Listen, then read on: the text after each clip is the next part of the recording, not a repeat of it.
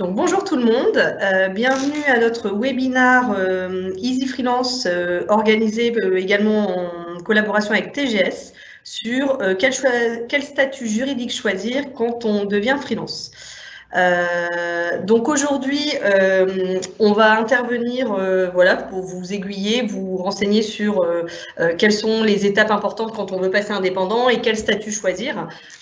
Donc c'est Gaëtan Petitpré qui intervient chez TGS qui va vous expliquer tout ça mieux que moi. Donc moi aujourd'hui, pour me présenter, je suis Audrey, donc je suis CEO chez Easy Freelance. Aujourd'hui, Easy Freelance est une société qui accompagne les indépendants dans la recherche de missions. Donc on développe pour vous un réseau de partenaires clients avec lesquels on crée des partenariats pour obtenir des missions. Et le but, c'est de nous sous-traiter cette partie commerciale et administrative dans votre activité d'indépendant. Donc, ça va être par la recherche de missions, la gestion administrative de vos contrats, la gestion de la facturation. Et donc, nous sommes sur le siège est à Marcq-en-Barœul et nous sommes sur un déploiement national, notamment sur Paris, Lyon, Nantes et Toulouse, pour vous accompagner dans votre recherche de mission. Donc maintenant, je vais laisser la parole à Gaëtan qui va vous donner un peu plus d'informations sur les différents statuts qui existent en France. Merci Audrey, bonjour à tous. Et donc, vous m'entendez bien? Audrey, c'est OK? C'est OK. OK, super. Bonjour à tous. Alors du coup, c'est Gaëtan Petitpré, je suis expert comptable. J'accompagne beaucoup de créateurs et de chefs d'entreprise de manière générale au démarrage et puis par la suite dans la vie de l'entreprise. Et donc aujourd'hui, on va se pencher pour les créateurs ou alors si vous avez un projet de vous lancer en tant que freelance, sous quelle forme juridique vous pouvez vous lancer. Et on va voir tout de suite les différentes choses qu'on va aborder aujourd'hui pendant ces 40-45 minutes que nous aurons. D'abord, les bonnes questions qu'on peut se poser quand on crée, quand on lance son activité en tant qu'indépendant. On verra qu'on va parler de responsabilité du dirigeant, de protection sociale du dirigeant, de la fiscalité bien entendu, des différents avantages et inconvénients qu'il existe sur les différentes formes juridiques qu'on verra. Et puis, il y aura un petit tableau récapitulatif sur lequel on ne s'attardera pas forcément puisqu'on aura vu l'ensemble des questions au préalable, mais ça permettra d'avoir une synthèse pour ceux qui voudraient le support. Je vous propose de commencer tout de suite par les bonnes questions à se poser lorsque vous souhaitez lancer votre activité de freelance. Et avant de se lancer et avant de choisir sa forme juridique, il y a quand même quelques questions à se poser pour être sûr de faire le bon choix. La première, c'est est-ce que vous serez seul dans la société ou dans l'activité? Est-ce que vous avez une volonté ou pas de vous associer immédiatement ou par la suite? Et on verra après sur les formes juridiques lesquelles choisir dans ce cas-là. Est-ce que vous avez un apport de départ? Et du coup, également, un peu dans la même veine et dans la même problématique, est-ce qu'il y aura des financements à aller chercher? Alors en tant que freelance, en général, non, puisque à part un PC, il n'y a pas besoin de beaucoup de matériel et d'investissement. Mais en tout cas, si vous avez besoin d'un financement pour un bureau, un ordinateur, enfin pour être bien équipé en tout cas, pourquoi pas? À se poser la question en tout cas. Ensuite, on verra quelles sont vos prévisions de croissance, quelles sont vos prévisions de chiffre d'affaires, quel sera votre TJM. Alors si vous vous lancez et que vous n'avez pas de notion de tout ça, c'est justement des sujets sur lesquels peuvent aussi éventuellement vous aider Easy Freelance.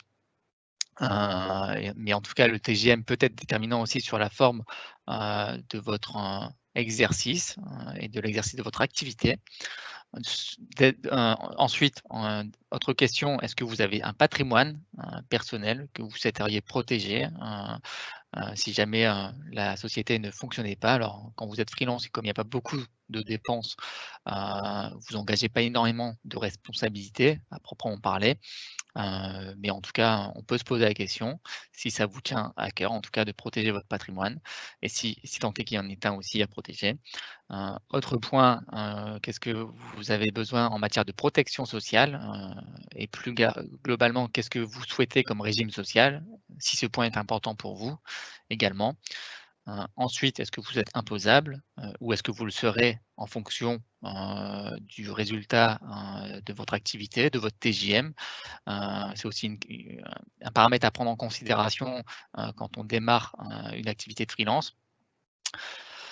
Et ensuite, un dernier point, et non des moindres, c'est est-ce que votre projet s'intègre alors dans une mutation professionnelle, plus globalement dans une évolution professionnelle. Est-ce que vous lancez votre activité de freelance suite à une rupture conventionnelle, suite à un licenciement?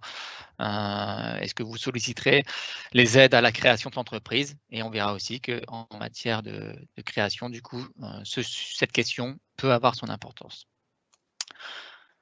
Je vous propose donc tout de suite de vous présenter les différentes formes juridiques globalement, ce qu'il existe. Alors, c'est pas exhaustif, il en existe plein. En tout cas, celles qui sont les plus utilisées quand on lance son activité de freelance. On a l'entreprise individuelle, anciennement appelée l'auto-entreprise, avec le régime de la micro-entreprise. Vous avez, qui est une extension de l'entreprise individuelle, c'est l'entreprise individuelle à responsabilité limitée, dans laquelle on va pouvoir protéger son patrimoine justement. Vous avez la société à responsabilité limitée et son extension, c'est plutôt l'EURL. Quand on est seul associé, c'est l'entreprise unipersonnelle à responsabilité limitée. Il faut savoir que l'EURL, SARL, c'est la même chose, c'est juste qu'il y en a une, on peut être plusieurs associés, l'autre, on est seul associé, mais c'est le même principe. Idem avec la SASU et la SAS. La SAS n'est qu'une extension de la SASU lorsqu'il y a plusieurs associés, mais on ne parlera que de l'EURL et de la SASU dans cette présentation, puisque quand on est un freelance, généralement, on se lance en étant seul associé, et donc on va plutôt privilégier ces formes d'exercice. Alors, ce qu'il faut savoir, c'est que lorsque vous créez une société, une activité, vous allez avoir déjà une responsabilité qui va être différente, puisque en entreprise individuelle, vous êtes en nom propre, comme son nom l'indique, en individuel. Vous avez une responsabilité totale et indéfinie. Qu'est-ce que ça veut dire? Ça veut dire que si vous contractez un emprunt ou si vous avez des dettes, si l'entreprise venait à fermer, vous êtes engagé personnellement au paiement de cette dette. Donc c'est pour ça qu'on dit que le patrimoine professionnel ou personnel sont confondus. Votre entreprise, même si elle est exercée en nom propre, votre résidence principale, quoi qu'il en soit, est protégée. Et si vous avez d'autres biens, qu'est-ce que ça veut dire votre résidence principale est protégée? C'est-à-dire que si vous avez contracté un emprunt que vous n'êtes pas capable de rembourser via l'activité, si votre résidence principale, elle, on ne pourra pas aller la chercher, mais si vous avez d'autres biens immobiliers ou un peu d'épargne, on pourra venir vous la réclamer pour rembourser l'emprunt contracté et que l'activité ne serait pas remboursée. C'est en ce sens que la responsabilité du dirigeant est plus importante en entreprise individuelle qu'en société. Et on va voir juste après la société, qu'est-ce que c'est? Donc la société, c'est une personne morale, donc c'est une personne juridique, elle a une personnalité juridique différente de la personnalité de moi, personne physique. Et donc forcément, quand la société va contracter un emprunt, par exemple, sa responsabilité est limitée au montant qu'on a investi dans cette société. On ne pourra pas venir chercher notre responsabilité, en tout cas personnelle, sur cette société, sauf si, bien entendu, il y a des cautions qui ont été souscrites à titre personnel ou si il y a des fautes de gestion, mais c'est des cas très particuliers. Et donc, le patrimoine de la société est distinct du patrimoine de l'entrepreneur, du chef d'entreprise, du gérant ou du président que vous êtes en société. Sachant que en entreprise individuelle, votre patrimoine, vous pouvez le protéger en créant une EIRL. Et donc, qu'est-ce que ça veut dire? Ça veut dire que vous allez affecter un patrimoine, un PC souvent, quand vous êtes en freelance, à l'activité de votre exercice professionnel et que si jamais l'EIRL venait à ne pas être capable de rembourser ses dettes, le remboursement de la dette est limité au patrimoine que vous avez affecté. Donc, c'est nettement protecteur et c'est bien un des principaux avantages de l'EIRL par rapport à l'entreprise individuelle classique ou à l'auto-entreprise, c'est qu'on a cette possibilité de limiter finalement sa responsabilité. Et donc là, sur ce type de différence, on a vu les questions qu'il fallait se poser. Est-ce que cette question-là est importante pour vous? Qui dirige l'entreprise? lorsque vous êtes en différentes formes sociales, comme on vient de le présenter, ben, vous êtes chef d'entreprise quand vous êtes en entreprise individuelle, en EURL ou en auto-entreprise. Vous êtes gérant associé quand vous êtes en EURL ou en SARL. Et vous êtes président quand vous êtes en SASU SAS. Pourquoi c'est important? C'est une bonne transition pour vous présenter la protection sociale du dirigeant selon la forme sociale de l'exercice. Et ce que je viens d'indiquer, ce que je vous affiche juste ici, ça va être important justement en matière de protection sociale, puisque comme vous avez un statut qui est différent, vous avez une protection sociale qui est différente. Je me permets de boire un petit peu d'eau. Et donc en matière de régimes sociaux, quand vous êtes auto-entrepreneur, en entreprise individuelle, quand vous êtes gérant en EURL ou en SARL, vous êtes rattaché à la sécurité sociale des indépendants, anciennement le RSI, pour ceux qui en ont entendu parler. Vous avez surtout un statut de travailleur non salarié.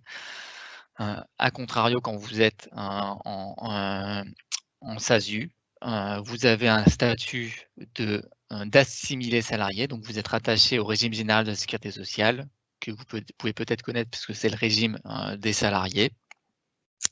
Et ces deux statuts ont des conséquences différentes sur votre couverture sociale. Et donc, je présente ici les avantages et les inconvénients. Je vais tous les afficher. Il faut savoir que quand vous êtes travailleur non salarié, l'avantage de ce régime, c'est que vous avez des charges sociales qui sont un peu moins élevées, puisqu'on est sur à peu près 45-50% de la rémunération nette versée. Qu'est-ce que ça veut dire?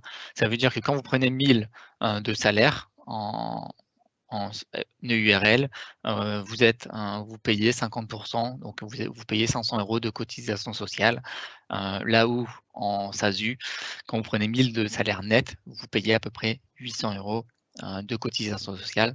Le coût est donc un peu plus important quand vous êtes assimilé salarié que quand vous êtes sous le régime travailleur non salarié, donc en EURL ou en micro-entreprise. Vous avez la possibilité, quand vous êtes TNS, de vous couvrir avec une couverture complémentaire, notamment en matière de retraite, de prévoyance, ce qui vous permet finalement de vous assurer une meilleure couverture sociale parce que vous souscrivez tout simplement des contrats supplémentaires. C'est pas interdit de l'autre côté, hein. Quand vous êtes en SASU, c'est possible également, si ce n'est qu'en SASU, la couverture sociale coûtant déjà cher, généralement on met pas de complémentaire en place, alors que comme en EURL ou en régime TNS, ça coûte un peu moins cher, on se permet de mettre ces couvertures sociales supplémentaires pour un coût qui peut parfois être raisonnable. Et un avantage quand vous êtes en régime TNS, c'est que, alors on verra aussi que ça peut être un inconvénient, mais que vous cotisez les 2 premières années sur une base forfaitaire minimale, ce qui permet de vous faire un petit peu de trésorerie en attendant de prester et d'accumuler un peu de réserve de trésorerie avant de payer les cotisations sociales. Ça, c'est un peu le revers de la médaille, c'est que comme c'est forfaitaire, ils ne vous oublient pas, ils vous régularisent.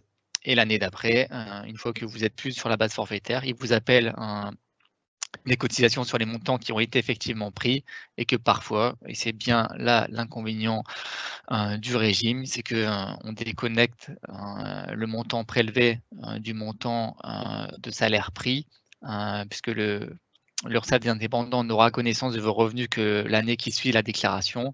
Et donc, en matière de trésorerie, vous pouvez avoir des grosses surprises, surtout quand vous n'êtes pas accompagné ou que vous n'avez pas conscience de ce décalage.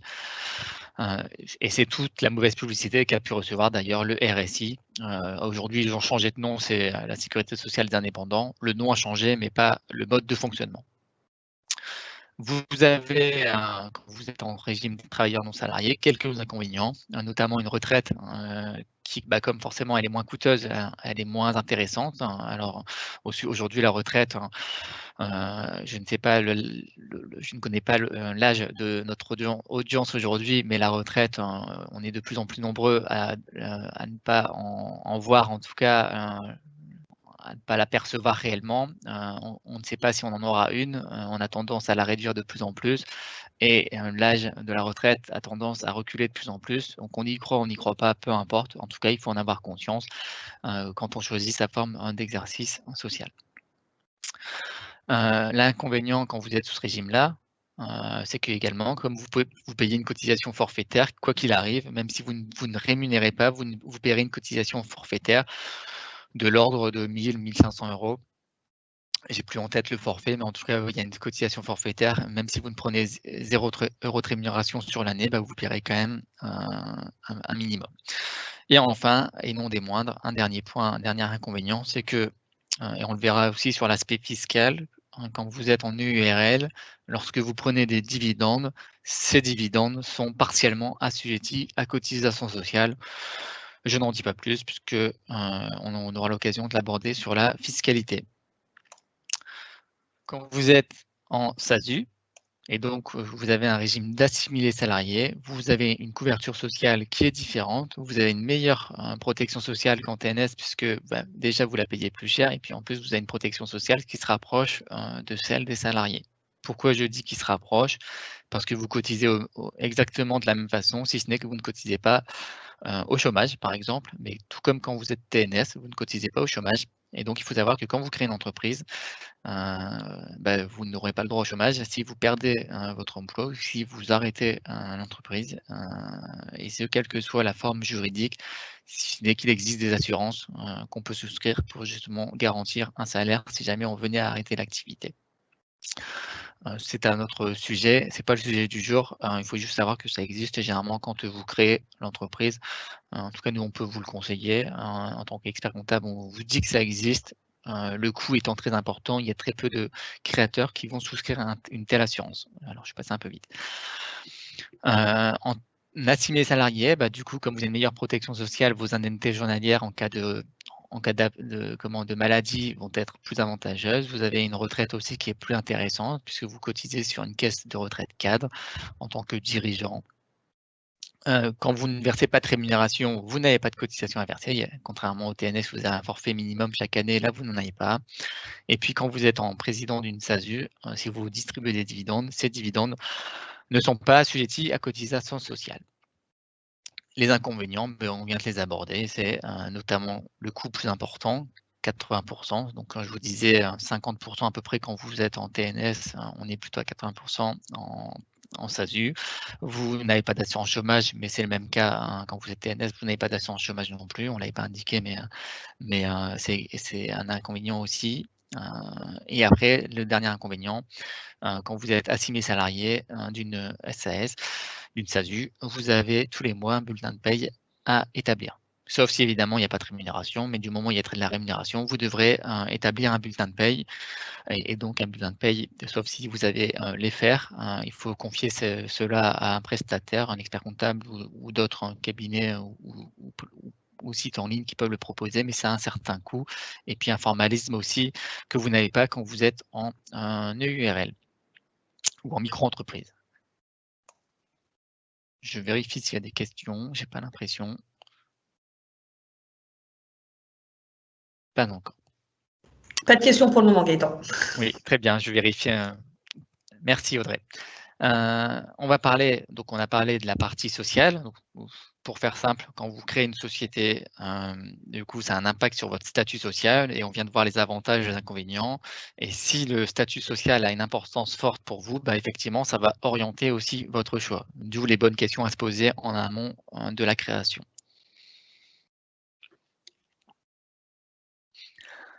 En matière de régime fiscal, là aussi, on l'a vu en introduction, les bonnes questions à se poser. Là aussi, le choix de la forme va avoir un impact en fonction de ce qu'on va regarder juste immédiatement sur la partie du régime fiscal. Il faut savoir que le but d'une entreprise, et je le mets en introduction pour que vous ayez bien conscience des conséquences par la suite, le but d'une entreprise, quelle qu'elle soit, c'est de dégager du bénéfice, de créer de la richesse. Alors, je passe un peu les notions, mais c'est surtout le camembert qui est intéressant. Le but d'entreprise, c'est de créer de la richesse. Pourquoi? Pour rémunérer les personnes qui travaillent au sein de cette entreprise, pour rémunérer l'État à travers l'impôt sur les bénéfices ou à travers les cotisations sociales, pour rémunérer éventuellement les personnes qui nous ont aidés à nous lancer, notamment les banques quand elles prêtent de l'argent, mais quand on est freelance, on en a rarement besoin, au démarrage en tout cas. Mais bon, ça peut être un sujet s'il y a besoin de financer soit du matériel informatique, soit un véhicule par la suite, ou ce genre de choses. Et enfin, dernièrement, une fois qu'on a payé les différentes parties prenantes, et du coup, on va rémunérer aussi les associés. Donc en l'occurrence, quand on est en SASU, en URL, on se rémunère soi-même, et donc à travers des dividendes. Et donc, ce sont les bénéfices que l'entreprise va dégager. Ces bénéfices vont être taxés à l'impôt sur les bénéfices. Donc, quand vous êtes en URL ou en SASU, votre bénéfice imposable est taxé à l'impôt sur les sociétés. Votre bénéfice imposable correspond à la base qu'on va déclarer à l'administration fiscale, mais correspond surtout à vos recettes moins vos dépenses, sachant qu'il y a des règles de calcul particulières en fonction de la façon dont tenir votre comptabilité. Pourquoi je vous dis ça? C'est parce que soit vous déclarez juste vos recettes, dépenses, décaissées, encaissées, c'est le même fonctionnement que l'autre entreprise. Donc, c'est-à-dire que quand vous encaissez pas, vous n'aurez rien à payer.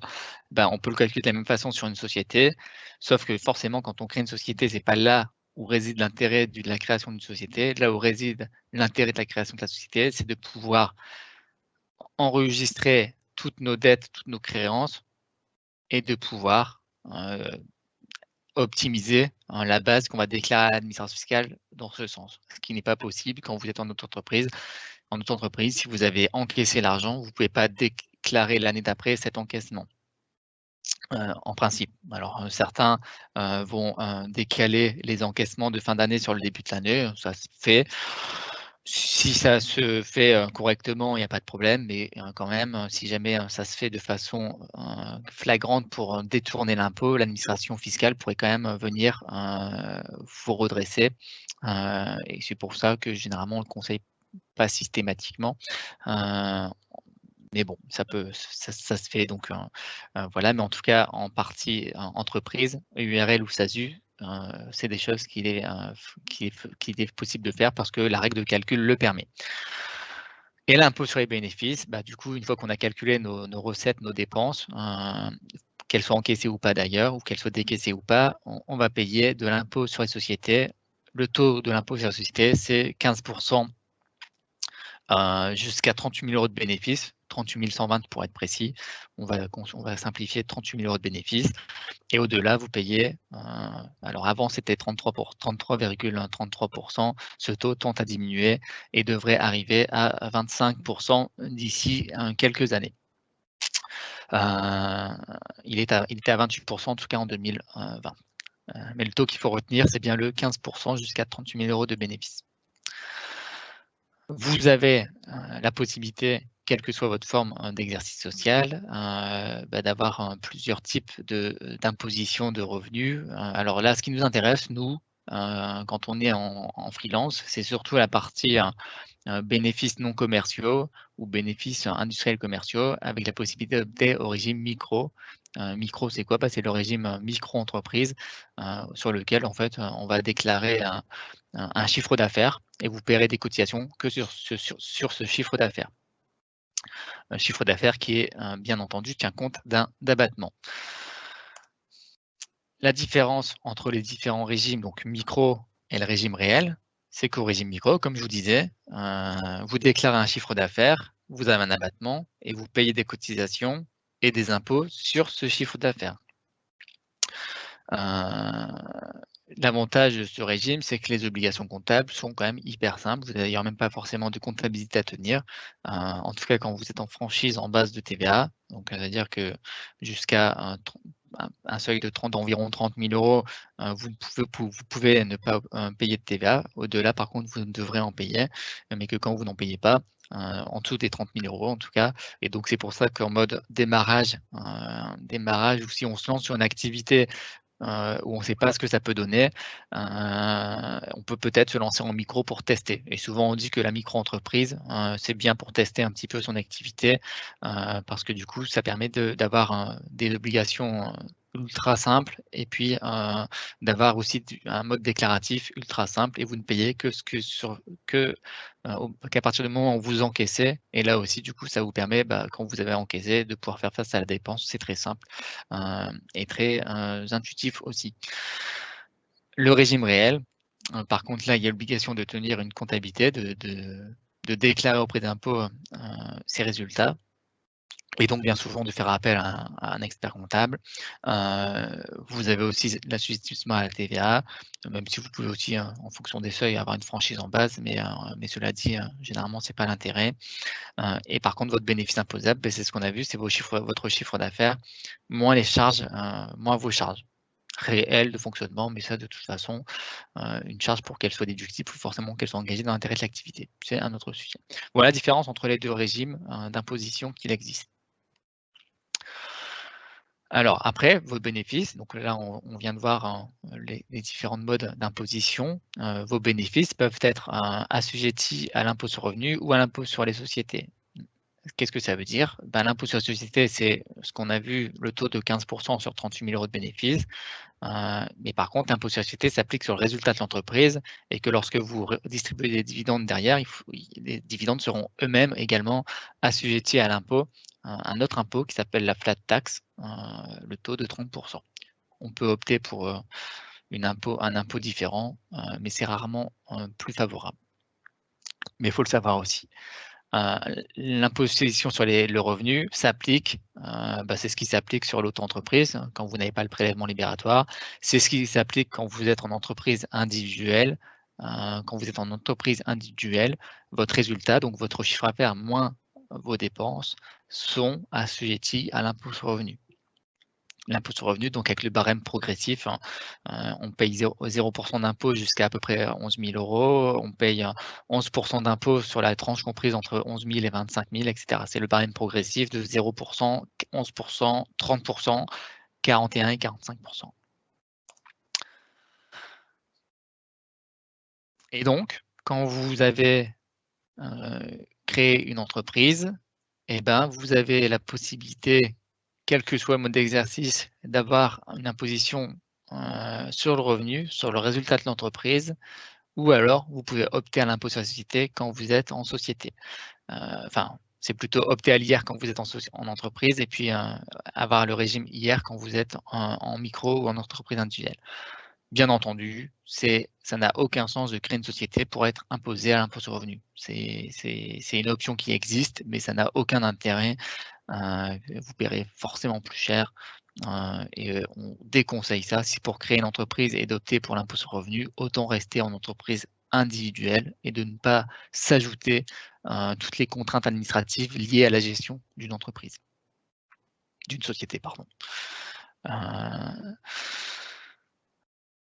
Et donc, ce petit tableau très intéressant, juste pour savoir que quand vous hésitez, une IRL à l'IS, avec la possibilité d'opter à l'IS, c'est un très bon intermédiaire. Mais ça, c'est vraiment pour ceux qui hésitent énormément, et c'est un conseil qu'on peut donner quand on hésite, mais qu'on veut se lancer. Voilà, on ne sait pas trop.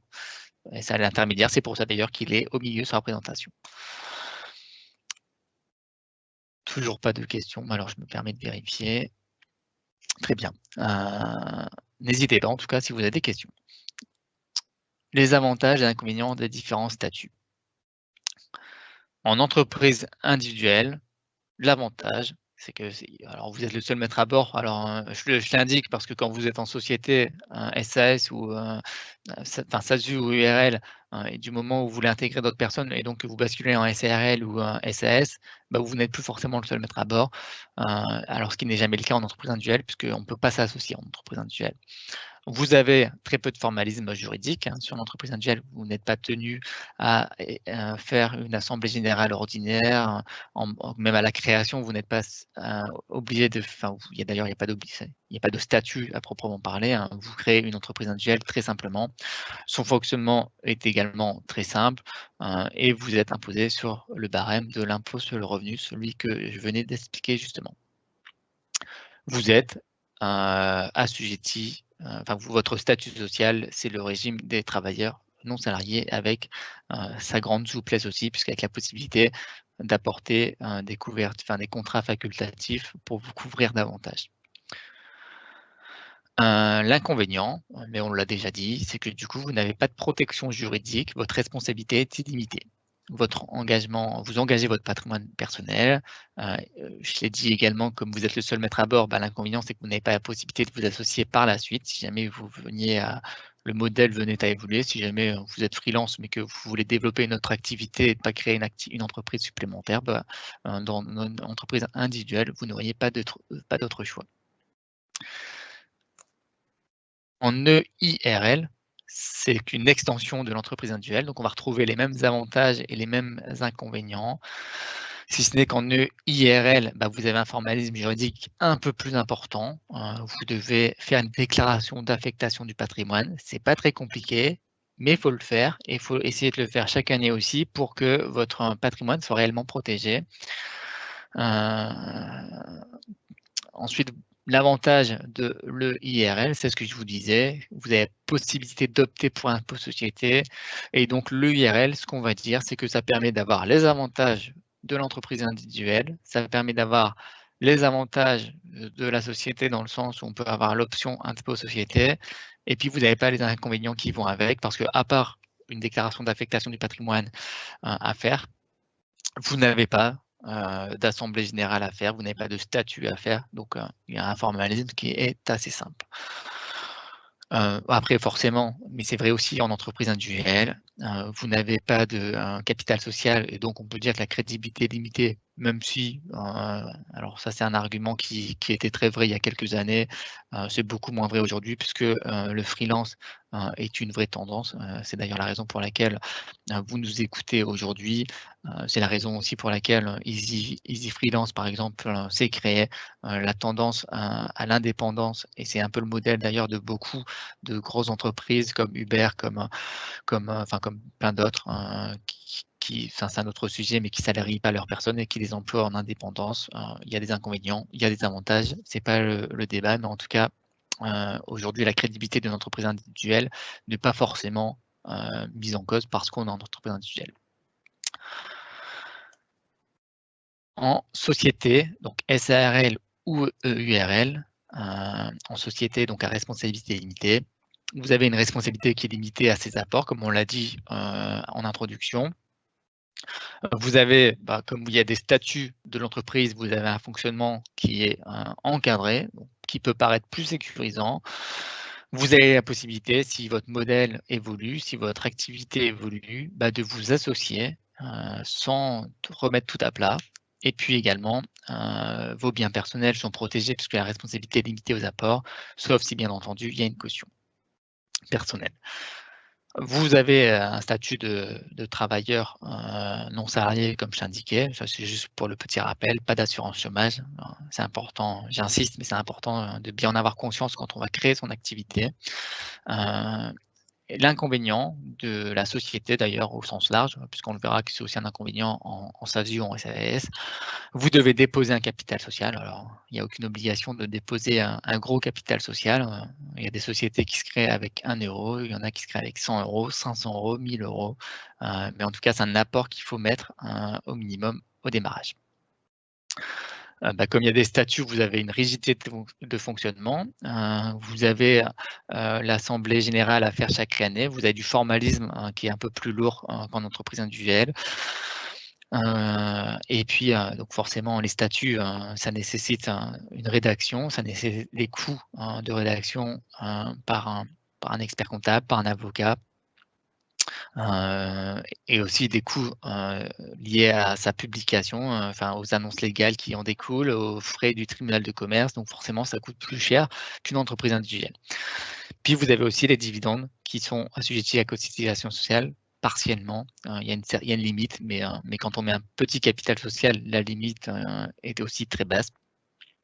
Et donc vous avez des cotisations sociales qui vont être assujetties, vous avez des dividendes qui vont être assujettis à cotisation sociale.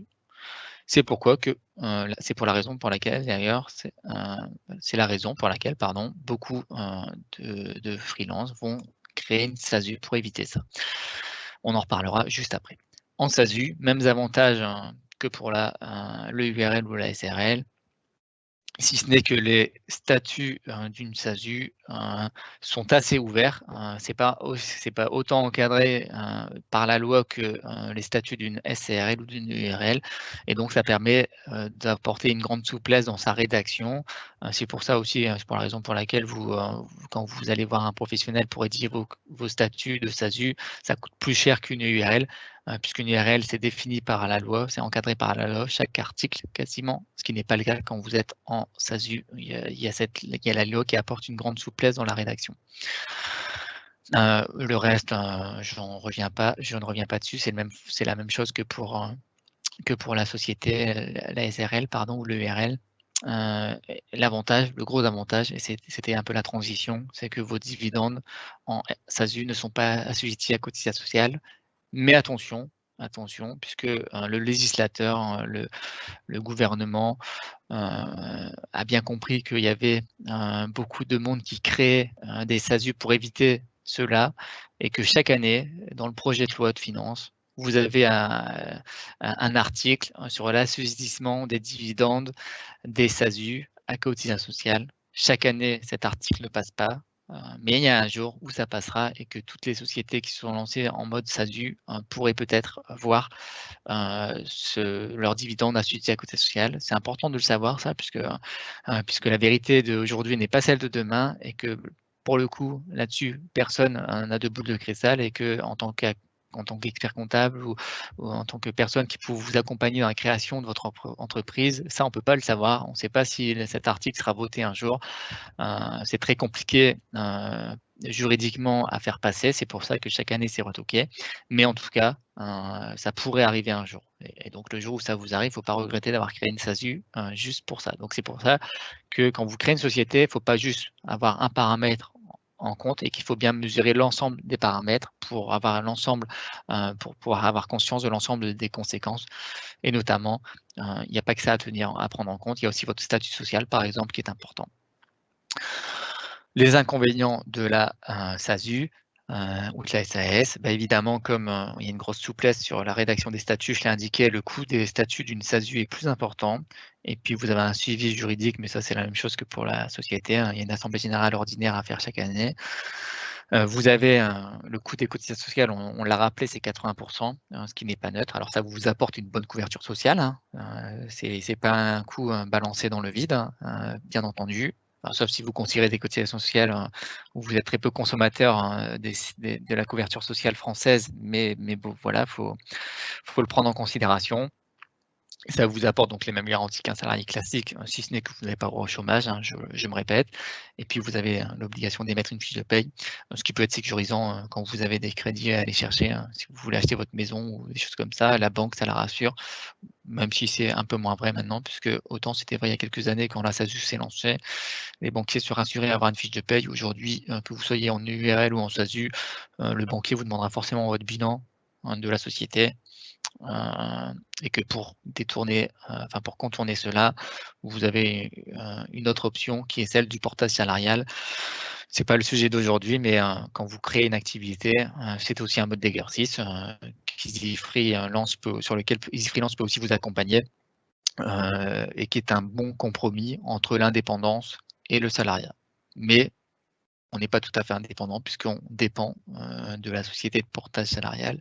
Mais en tout cas, il faut en avoir conscience, hein. C'est une solution qui peut aussi exister, qui est assez tendance également.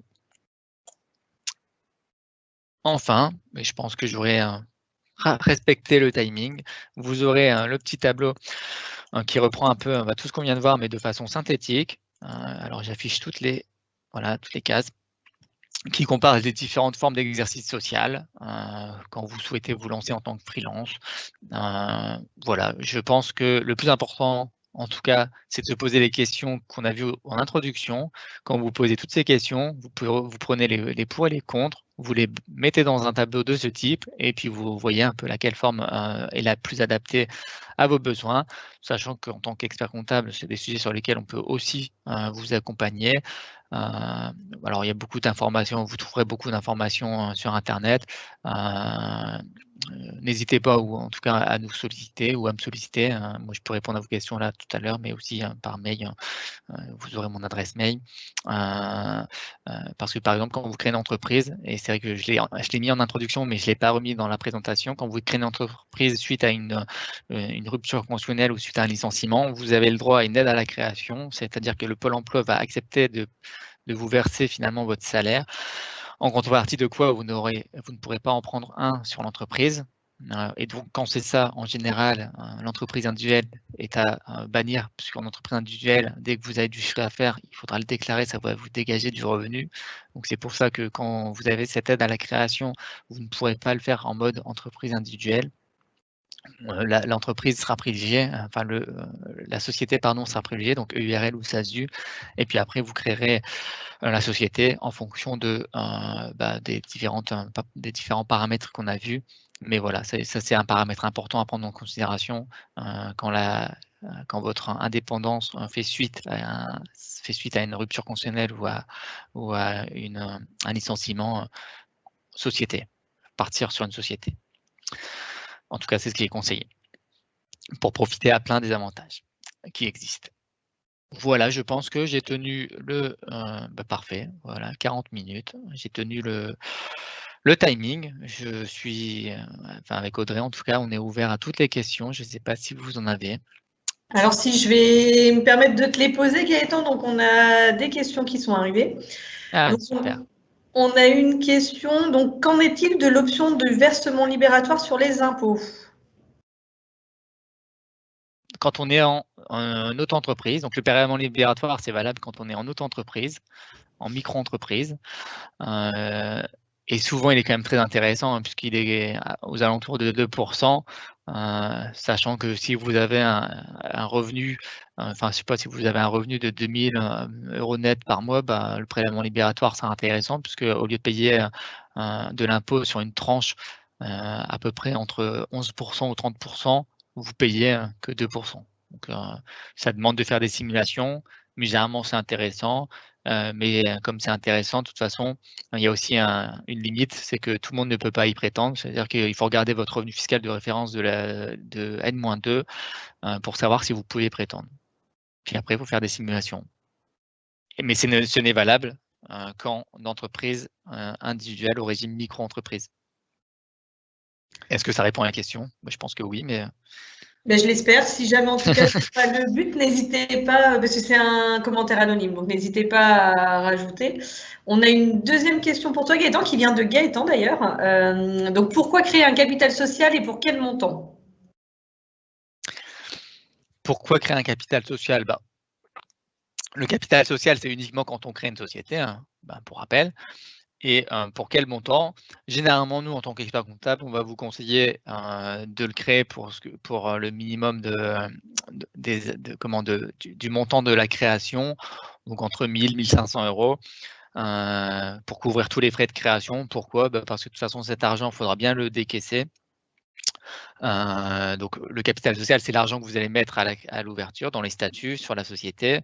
Vous allez retrouver cet argent alors avant que la société sera créée, ce sera sur un compte bloqué auprès de la banque.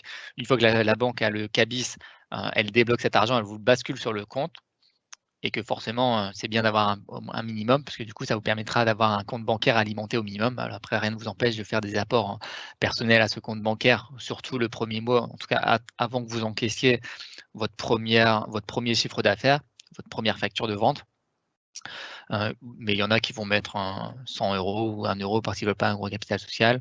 Là-dessus, c'est plutôt à débattre aussi des perspectives. Il faut savoir en tout cas que quand vous mettez un très faible capital social, si vous êtes en EURL, donc uniquement en EURL, comme on l'indiquait, les dividendes sont assujettis aux cotisations sociales dans la limite de 10% du capital social.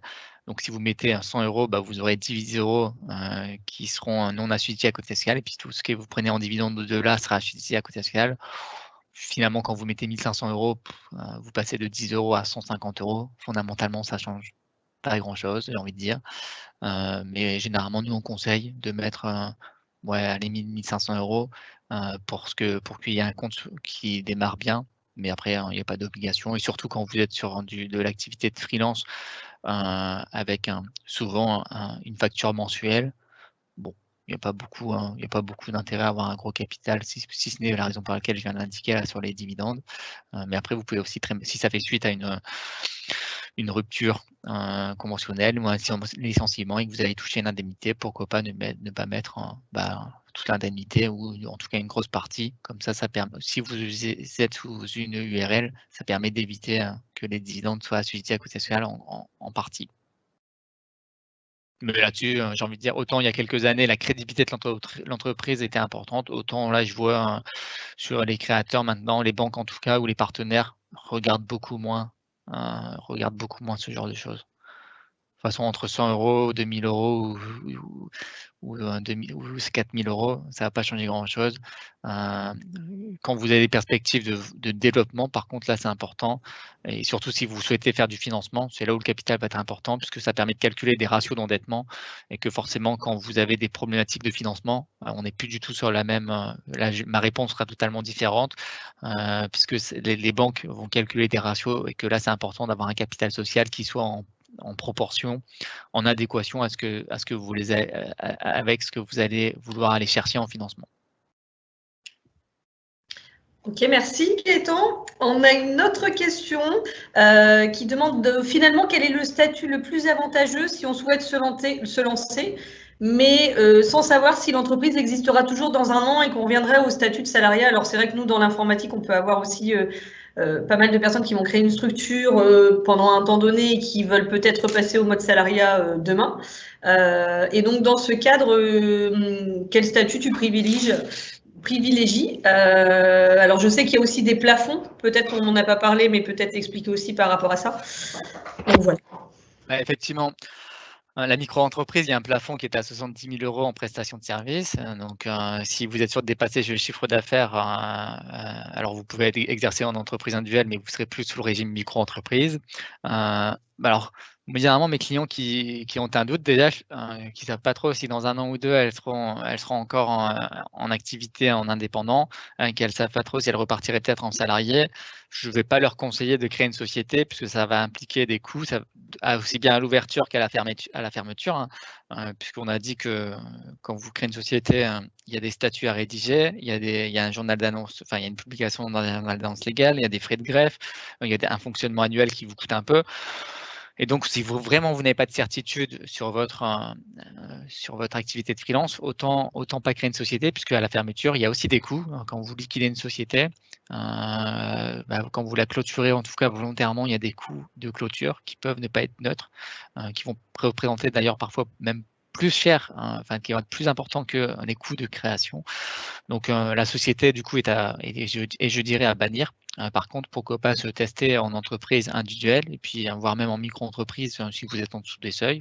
Alors, il y a toujours des avantages et des inconvénients. L'avantage, c'est que si vous n'êtes pas sûr, ça a un bon avantage puisque ça permet de le clôturer assez facilement et de façon pas très chère non plus. Par contre, l'inconvénient, c'est qu'il n'y a pas beaucoup de possibilités, que si vous voulez optimiser un petit peu votre situation fiscale ou même sociale, c'est pas la meilleure solution, mais en tout cas, à mon sens, et c'est ce que je conseille, partir sur une entreprise individuelle et pourquoi pas d'ailleurs même une IRL, puisque l'IRL, vous pouvez avoir l'avantage des sociétés et l'avantage de l'EI et qu'à la clôture, une IRL, ça se clôture de façon très simple également. Donc, moi, pour répondre à cette question, alors effectivement, ça s'étudie par rapport à la situation, mais par contre, une URL, moi je trouve que et c'est la raison d'ailleurs pour laquelle elle existe, et c'est un bon compromis quand on ne sait pas trop. Merci Gaëtan. Et si je peux rajouter, pour se tester aussi le portage salarial, justement quand on veut aller vers l'indépendance et qu'on a un doute, le portage salarial, je pense que c'est la bonne solution. Tout à fait. C'est vrai que j'en ai parlé je l'ai légèrement évoqué, mais j'en ai aussi moi qui quand je les ai vus, qui ne savaient pas trop s'ils allaient se lancer, ils se dirigent vers le portage salarial. Ça permet de se tester et il y a une grande souplesse aussi puisque vous pouvez vite basculer après en entreprise. Complètement. Très bien, merci. On a encore une autre question. Donc, est-ce qu'il existe une aide à la création d'entreprise dans le cadre d'une EI? Oui. Vous avez la possibilité, quand vous êtes en entreprise, alors il y a des conditions, enfin je les rappellerai pas tout de suite puisque je les ai plus forcément toutes en tête et qu'il faudrait vraiment être exhaustif pour apporter le meilleur conseil. Mais, vous avez une aide, qui permet d'être exonéré la première année, d'une partie des cotisations sociales et donc ça permet d'alléger les coûts. Et comme je l'ai dit, pour rappel, puisque si dit comme ça, vous dites: «Ouais, mais si je gagne pas grand-chose», effectivement, le coût sera pas très important. Mais comme je t'ai dit, quand vous êtes en entreprise individuelle, vous avez ou en EURL, en tout cas au régime des travailleurs non salariés, vous avez un forfait minimum chaque année à payer et que quand vous bénéficiez de cette exonération de cotisations sociales, le minimum est fortement réduit et donc ça peut être intéressant d'en profiter. Mais attention à bien remplir toutes les conditions. Bon, souvent, quand on se lance, après quelques années, après avoir été salarié ou autre, on remplit les conditions, donc il n'y a pas de souci. Très bien. Et nous avons une dernière question. Donc, y a-t-il intérêt à ne pas verser entièrement son CA en rémunération en EURL? Et en lien avec cette question, est-ce que ça peut valoir le coup, par exemple, de mettre 10 000 € sur le capital de l'entreprise pour limiter l'imposition sur les dividendes? Alors, pour répondre à cette deuxième question, oui, ça vaut le coup, ça peut valoir le coup. Et pour répondre à la première question, bah, là, je renvoie aux questions que j'ai évoquées en introduction. Tout dépend du régime, de la situation fiscale personnelle, de la composition du foyer fiscal. Dans la plupart des cas, il est intéressant de distribuer son chiffre d'affaires en rémunération, enfin de se verser une rémunération pour ne pas dépasser le plafond de 38 120 € d'imposition bénéfice, pour finalement minimiser son impôt société. Mais après, tout ça s'étudie au regard de la composition du foyer fiscal personnel aussi et de ce qu'il est possible de faire. Donc, répondre à cette question sur un cas donné, c'est pas, enfin, faut aller un peu plus dans le détail. Mais souvent, oui, pour répondre de manière globale et pour généraliser, même si généraliser sur ce genre de réponse, c'est compliqué, mais pour généraliser, dans la plupart des cas, oui, ça va être quand même intéressant de maximiser sa rémunération en EURL. Très bien, merci Gaëtan. Donc, on n'a plus de questions. Je ne sais pas si tu avais des choses à rajouter. Je pense qu'on a fait le tour de la question. En tout cas, on espère avoir répondu à toutes vos attentes. Et n'hésitez pas, comme Gaëtan le disait tout à l'heure, il y aura son adresse mail, mon adresse mail. Enfin, vous pouvez revenir vers nous. Alors, sur les questions juridiques, je pense que Gaëtan sera la meilleure personne pour vous conseiller. Donc voilà, donc si ça vous va, ce qu'on vous propose, c'est de clôturer cet événement. Et encore merci Gaëtan pour toutes ces infos et pour le temps. Je t'en prie. C'est un plaisir en tout cas. Eh bien, plaisir partagé. J'espère que voilà, vous avez trouvé également satisfaction. J'espère que c'était clair et j'espère que j'ai répondu correctement à toutes vos questions. Et du coup, comme Audrey l'a dit, de toute façon, il y aura nos adresses mail. Et si jamais vous avez des questions, n'hésitez pas. Avec grand plaisir, je vous répondrai. Si je peux vous répondre, en tout cas rapidement. Et l'événement donc a été enregistré, donc vous pourrez le retrouver en replay sur notre chaîne YouTube Cooptalis.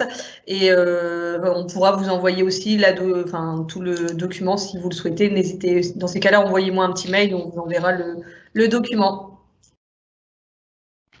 Très bien, bonne journée à tous. Eh bien, merci, bonne journée à tout le monde. Au revoir.